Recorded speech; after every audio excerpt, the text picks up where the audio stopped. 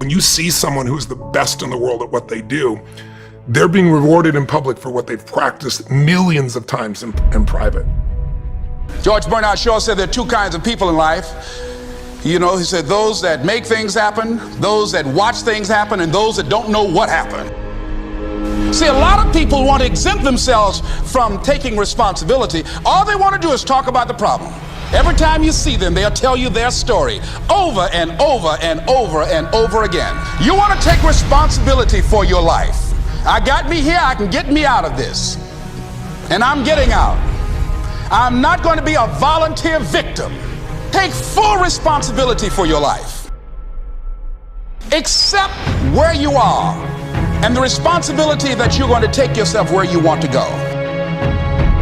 Most of you won't be successful because when you're studying and you get tired, you quit.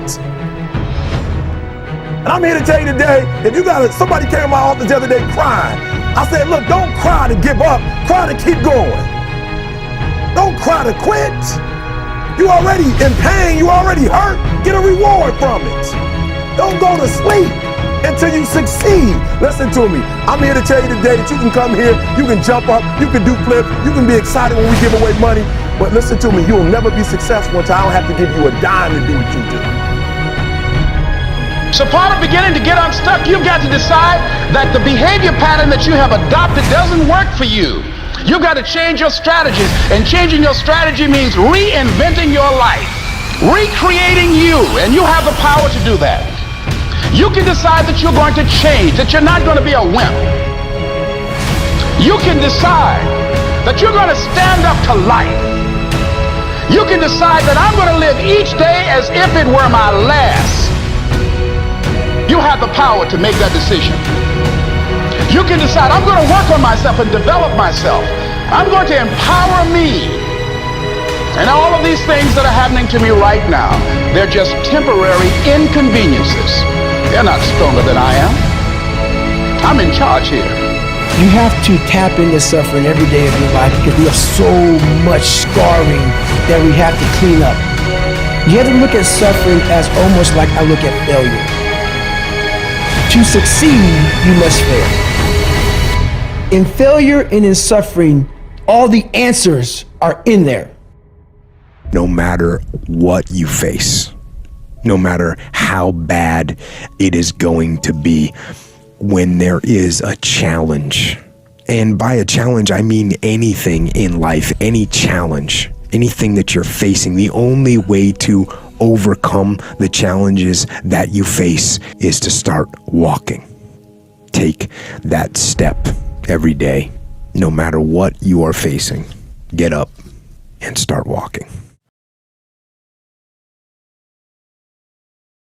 You can't give away what you don't have. Now it sounds ridiculous, okay? But it's more than what meets the ear as you hear this. You can't give away what you don't have. People who are not good at giving away love can't give away love because they don't have it to give away. If I want to give you a dozen oranges, I can't give you those dozen oranges unless I go out and pick up 12 oranges someplace. Otherwise, all it is just empty rhetoric. And the same thing is true of virtually everything in your life. You can't give away love for others if you don't have love in here to give away. If what you have in here is contempt, if what you have in here is anger, if what you have in here is fear, then these are the things you're going to be giving away in your life. There are many ways to get the things that we want for ourselves in our lives, but basically it all begins with how we choose to think. As you think, so shall you be. 7 little words that I think are perhaps the most important things that we can learn and master in our lives. This old proverb notion that I become what I think about all day long. And once you know that what you think about is what expands, you start getting real careful about what you think about. You don't allow your thoughts to be on anything that you don't want or that you wouldn't want to have manifest or show up for you in your life. have a mind that is open to everything and attached to nothing. One of the central principles of my life is that no one knows enough to be a pessimist about anything. And that each and every one of us, when we close our mind to what is possible for us or what is possible for humanity, closes off the genius that resides and lives in each and every one of us. Having an open mind doesn't necessarily mean finding fault with all of the things that you've been taught by others. It means opening yourself up to the potentiality and the possibility that anything and everything is possible.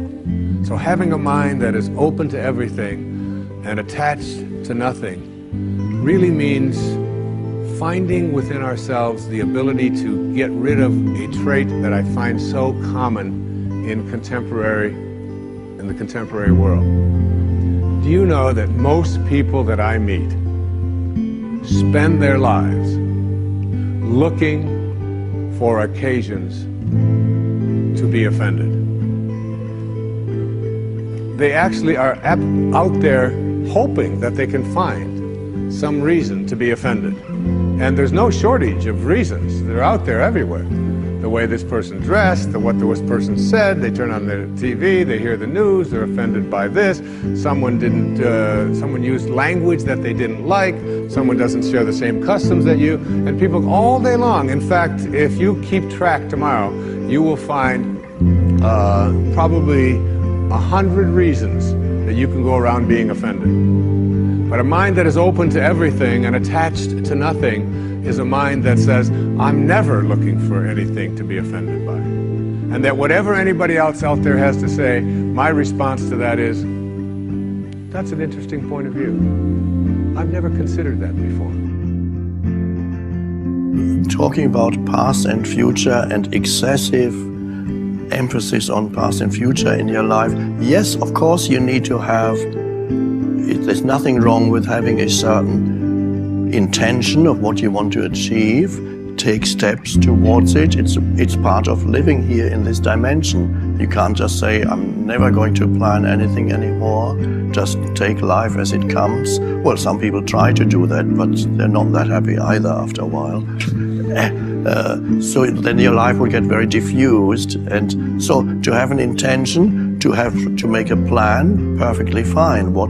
Either a short-term plan, like I'm going to meet you tomorrow at 4 o'clock. How would you ever meet anybody if we didn't have time? And future on a practical level, of course it's needed. The question is whether future takes over your mind. Being able to use it for practical purposes is of course great, but I call that clock time is fine, but psychological time is when the future takes over your mind and your entire thought patterns are geared only towards future, and you treat the present moment as either just a means to an end because it enables you to get to the next one. You're always reaching out, so to speak, internally to the next, yet never quite here, always looking for some fulfillment there, so you can never embrace the fullness of now, or you make the now into even an enemy. Some people are always unhappy. Perhaps we all know one or two people like that. 3. Who are, wherever they are, they're complaining, it's never quite right. Wherever they are or whoever they are with, after a little while, they're very uncomfortable again. It should be somewhere else. You know the bumper sticker that you see in some cars, in various versions of it, says, I'd rather be golfing. And then another one says, I'd rather be fishing. I'd rather be this, I'd rather be there. When I visited the spiritual teacher, Ram Dass, who lives in Hawaii, he has a bumper sticker on, Ram Dass was the person who in the 70s wrote the book Be Here Now. Anyway, he has a bumper sticker on his car that says, I'd rather be here now. And then you realize you can still pursue whatever an intention where you want to get to, a plan. I call that it's a bit like a journey. Your life is a journey. You're going, you know, you want to go from here to there. Whether you're going to get there, we don't know. Maybe on the way you'll branch out to somewhere else. But at least you have a certain direction. It's good to have some direction in your life. But while you are traveling, if your destination takes up most of your attention and you're continuously focusing on there, you miss all the journey, really. You can't enjoy the journey anymore. And most of your life is the journey. The arriving is relatively rare. The wedding, and a few more graduation, but so those moments are not the fine few between. So the rest is the journey. And if you can't enjoy the journey, which means the step you're taking at this moment is really the most important thing. Yes, of course, you know you're going that way, but this step is still to be enjoyed, because that's ultimately your whole life consists of the step you're taking at this moment. There is never anything else.